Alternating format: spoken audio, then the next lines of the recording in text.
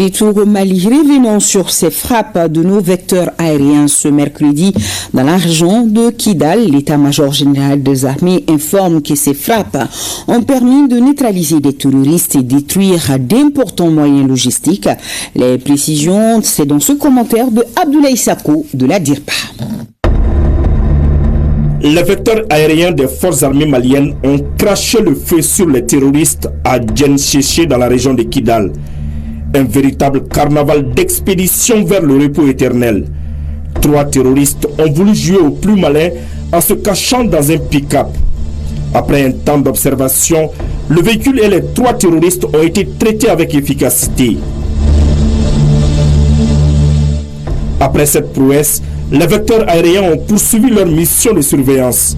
Une dizaine de terroristes sous une tente ont été frappés avec efficacité. De vivants, ils sont passés à trépas.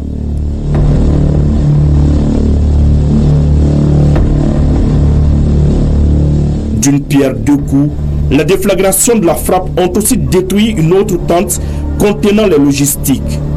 Les opérations se poursuivent.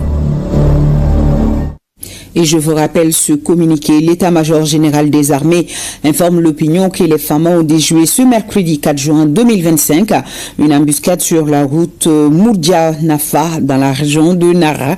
La prompte réaction de l'unité en mouvement a permis de neutraliser 10 combattants terroristes et récupérer des armes et de la logistique. Les opérations de ratissage se poursuivent dans la zone. L'état-major général des armées salue la promptitude de l'unité engagée et rassure que les FAMA ne ménageront aucun effort pour rechercher et traquer les combattants terroristes sur l'ensemble du